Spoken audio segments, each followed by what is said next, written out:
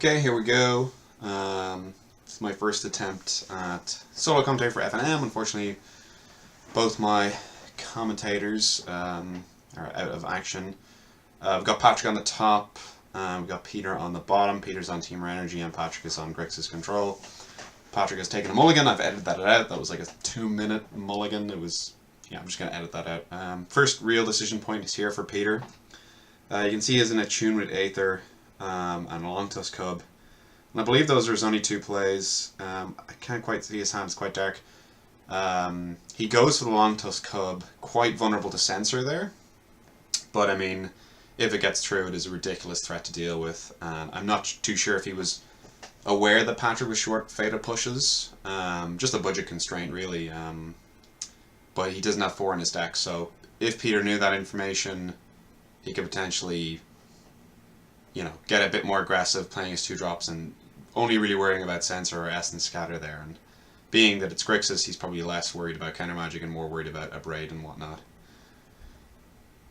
And he takes 2 there, goes to 18. Now he had a decision point there as well. So he played the Winding Constrictor. I believe that was choosing to play around Censor. But I think, let's see if he asks. Yeah, he asks, as in, like, does this resolve? But I think, you know, if he had Censor, he would have used it the previous turn on the Longtusk Cub, and if he didn't have it that turn, he would have cycled an end step. Also, Patrick, I think, made an error here. He had a Disallow in hand. Yeah, you can see it there.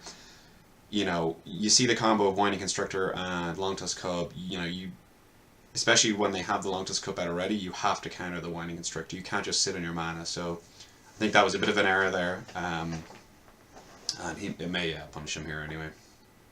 But yeah, there's only so much things you can let resolve, especially when you have the option of countering them. So it's just a shuffle for the Attuned Aether. Peter could have played a Rogue Refiner as well, so I actually do like that he played Winding Constrictor plus Attuned Aether afterwards. So to be fair to Patrick, I completely forgot that he had Hostage Taker in hand, so he may have been thinking, well, I can let this resolve and I can steal the Longtusk Cub, but this is quite vulnerable to, like, Lightning Strike, a Braid, and the third option here is that Walking Ballista. Now, if I was Peter,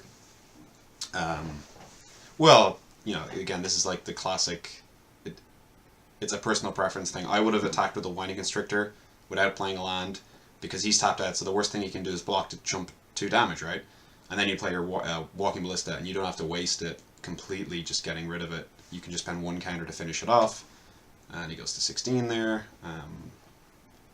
And yeah, I mean, Patrick's sitting there with 2 Disallows in hand when he could be kind of -1, plus maybe something back up for what he's trying to do afterwards. Like he could have countered the Ballista and then played the Hostage Taker. And Peter's just cooking with gas here. This is a really tough comeback. And he's going to play the Glintsleeve Siphoner. He's going to explain it using great hand gestures, the best hand gestures. And it's a solid card, and it's definitely worth countering. Unfortunately, I feel like he had a follow-up play here for 3 mana, so it's kind of nicely baited there. Yeah, Rishkar being an insane draw there. And that was nice bait by Peter, good sequencing. And yeah, Patrick can do nothing here. Even the Arab Devastation in his hand can't really do much here because all his threats are way too big, and Peter's doing some quick math here. He's going to see, can I kill you this turn for a ridiculous amount of damage with Longtusk Cub and Winding Constrictor. So that was 6 energy, double the counters, yeah. That's 6 counters. It's absolutely gross. I think he goes to 2 here. Yeah, he goes to 2. We'll get that centered for the next video, but I think it's okay for now, the graphics or whatever. Yeah, I couldn't come up with anything better than the boxes. I need to go out and like buy some Twitch OBS overlay or something like that. This one was like a free one, and the boxes were the best I could do for the life totals, so that's a speed up. Now, I am going to be extremely tilted here. This, I swear, I don't even know if they're sideboarding here, but we're going to count the shuffles. 1, 2. Okay, that was, okay, 1, that's the official count. 1, I don't think even he sideboards. 2, 3, I'm just counting Peter now. 4. This goes on forever. I apologize. 5, 6. Yeah, I was editing the video and I tried to edit out like the start and the end, and it was just taking so long. So I'm gonna need to maybe get some better editing tools, because like I want to edit this bit out. Like it's killing me inside, slowly but surely. I've lost count here because see, they're getting in conversation. That's what's happening. Also, it could be like on camera, you're like, okay, I better mulligan or I better shuffle enough times, But they go on for quite a while here, and I believe Peter takes a mulligan, and he shuffles 18 times, and I'm like, are you trolling me? I don't know, because I recall him saying it was something about like statistical, shuffles for mulligans, and he was like, yeah, 7 times, 7 shuffles should be enough to randomize your deck, and he doesn't do any more than that, but he did 18 times here, so I feel like he's trolling me. Not 100% sure. Doing the riffle shuffle there for Patrick, that's nice. Coming on these playmats, that's my playmat up top, the GP Madrid. I went 3-6 there. We already know that by now, because that's my bad beat story to tell. Oh, what was I doing there? I could have played 4 Gideon Alev Zendikar that won, all the Pro Tours, and I was like, I won't do that. I think I won't play the best card in Standard at the time. And then we got the Champion playmat, the 2014 core set. I wasn't around for that, but the playmat is pretty sick. Chandra is one of my favorite Planeswalkers, and red is one of my favorite colors, so that's pretty nice. But as you can see, I've been rambling here for quite a while, and they are still shuffling. I don't know. Yeah, I don't know. And I would skip this, but I've mistakenly already done the doobly-doos, the live totals. So if I fast forward through this, if I click on VLC player and just speed through this, it will throw off the live totals, and there will be spoilers galore. So I will know oh god, it kills me that I know Peter's going to shuffle 18 times here. Curse you. But thanks for playing on camera. Patrick, thank god you didn't mulligan. Okay, 7. Let's see this 7 anyway. I'm like, okay. It looks pretty land heavy. Camera's pretty bad. Patrick's looks pretty good. It's got a 3, I think it's 4 lands, a Locust God. Okay, I count them up here. 1. You'll take my word for it. I mean, you can see it here. It's 18 times. In fact, go skip ahead a minute in the video. I'll see you there. So Patrick's got a Doomfall, which I really like, because he can deal pesky gods if they only have 1 god on the board. They can look at their hand versus a control deck, or even a teamer deck where you want to get rid of their god as well, like Scarab God. Peter is playing the 4-color version. Or a Chandra. That's just a really versatile card, and I really like it. But yeah, next week we'll be back to 2 commentators for the FNM. Yeah, I don't know what you guys think of the life totals. Let me know. They definitely could be done better. I think they're okay now.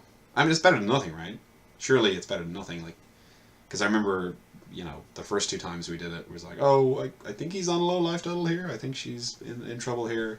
No, this is precision, because what I do is I watch the video, I record it on OBS with the overlay of these and this without my surrounding box, and I'm not even in it at all.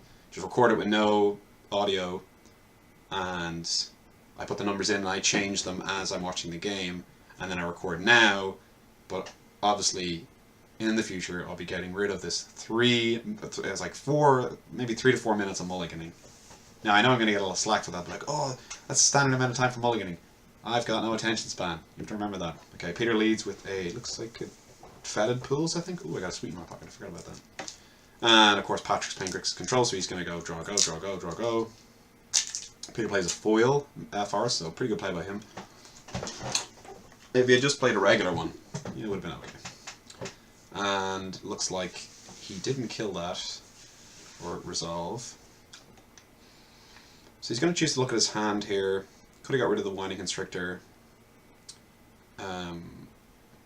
Either or is fine. Probably looking at his hand is better, because he's got an Era of Devastation there that he wants to kind of, and picking the 5-drop as well, like, let him play his low creatures, and then, so Peter's got a decision point here. He could play the 3/2 that draws a card. He'd get 3 energy because of Winding Constrictor, or he could play, what's that card? Glint Sleeve Siphoner and start drawing cards. So that's what he chooses to do. He's going to get 2 energy here instead of 1, which is pretty nice. He's going to bash in for 2. And we got the lovely analytics. That's not the word I'm looking for. The word I'm looking for is, oh, we got the double life total. You can't see that. That's probably too small. The graphics has changed. So this is pretty nice for Patrick. He's got a Glimmer end step. He can represent counter magic, and yeah, I believe Peter makes an error here. He should have, in my opinion, I mean that's why he played it. Glint Sleeve Siphoner, you know, he should have paid 2 life, played 1 life, 2 energy and draw a card. His deck has endless supplies of energy. He also missed a trigger there. He should have got 2 energy for attacking with Glint Sleeve Siphoner. So that's 2 little tiny misplays, but misplays nonetheless, and he could get punished for them. So he should be kind of on the same amount of energy, but down 1 life, and well, I think he just added it in there, which is super late because he already played the Rogue Refiner, so it's way too late. But it is FNM, and I believe Peter points out a trigger to him later that he would have otherwise missed. So you know, it's just FNM. We're not taking things too seriously. But at tournament level, he'd have no energy. I mean, he'd have loads, but he wouldn't have that much. Actually, he would have that much, but he would be 2 less. So he glimmered end step there, and I believe he put a land on top, an untapped land, and a hostage taker. Now here is where I would differ from where Patrick does, I believe. Okay, no, he does the Air Devastation. I definitely would have done that. Yeah, that's a really good play. Peter draws a land, draws a card, and then untaps. Doesn't really matter. Again, FNM pretty casual. Doesn't really matter. Patrick knows what's up. It's all shortcutting. So now he's going to get back on the field with a Whining Constrictor, and what is it? It's 2-mana card. It's a Glint Sleeve Siphoner, so it's another 2 energy, so he's loving it. So hopefully next turn he can gain some life off this. Yeah, I think this was the decision here. Me, I think I would just Wrath again. I would just play another Air of Devastation. It's a 2-for-1. It's almost a 3-for-1 because he's going to draw a card off the Glint Sleeve Siphoner. I see other option here. He could play the Scarab God, or not the Scarab God, the Locust God. I'm trying to see what else he has in his hand. Negate and Hostage Taker. Yeah, I think he gets a little bit greedy here and goes for the Hostage Taker. I don't think it's the worst play ever because, especially since he has energy, stealing the Glint Sleeve Siphoner would be pretty sweet because then you can start spending energy to draw more cards and outgrind your opponent. So I would either play that or the Air of Devastation, but for me, I'd probably go Air of Devastation. But he could be also thinking, want to play, you know, Hostage Taker first, because if he plays a Chandra and, you know, gets rid of my Hostage Taker, at least I can play Air of Devastation and get rid of his Chandra plus all his creatures. So that could be the thought process there. So that's actually a pretty good thought process. And yeah, he's going to put it underneath it, and then he's going to immediately play it, which I like. And he should get 1 energy here, which Peter points out to him. That's what I was talking about earlier. That's the classic thing of, if it's not your card, you know, you're not really intricately gonna know it. Passes the turn back.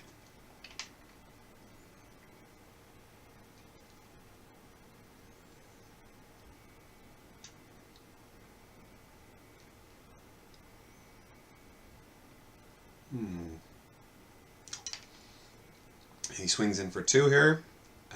So the only thing that can punish him is really Blossoming Defense, which Peter does have. So I don't mind that block. I think it's a fine block. It's still a 1-for-1 trade. And it looks like someone's hand is in the shot here. Shout out to that person's hand. I don't know who it is. Trying to recognize the hand. No, I don't know. So I think, yeah, that's unfortunate for Patrick because I think he's asking, can I spend a life, use the energy to draw a card? And I think Peter responded with, no, you missed the trigger, which is pretty reasonable to respond with, but it's unfortunate because I don't know if that person that came in the shot with the hand was talking to Patrick and distracted him from the game and he would have realized otherwise. So a little bit unfortunate. That's a big leak I have in my game where I'll be playing, someone will come over, talk to me during the game, and I'll be completely distracted. Not that I don't want them to talk to me, but it's just my own fault for being distracted, and I'll make misplays and whatnot. And he's going to get in for 2 menace here, which doesn't seem great. I mean, Peter's on... Oh, I hope I changed that. Okay, I did. Peter's on 20. You're not going to win the race anytime soon. I guess it's no good as a blocker, so I guess, yeah, I would attack. And he also, did he get the trigger for getting an energy? I guess you guys, oh, you can't see it. Aerodo Station. This is rough, because again, he's just going to use all his energy to make it Longtusk Cub ridiculously big. Like, I get the idea of, like, okay, I'm going to attack first, get some damage on my creature, and then I'm going to two for one him. Or 2 for 2 even, but no, it's not going to work.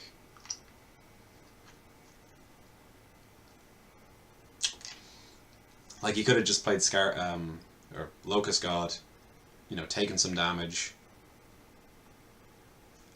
chumped the Longtusk Cub with the 2/1, and then drew a card, and you would have got a Locust, which would have been able to chump the Longtusk Cub. Because, you know, Longtusk Cub is good, but, you know, if you're chumping it 1/1s, it's not that good. And let's see, what do we got here? Yeah, so, I mean, you could cycle the Censor away, and then you would have had... Now here, I believe he makes the sequencing error, because he's going to cycle the Censor now. I mean, I guess he's looking for Fatal Push, or Vraska's Contempt, or something to deal with the Cub, but if you're going to play the Locust God anyway, right? Why not play the Locust God first, then cycle Censor, then at least you get another 1/1.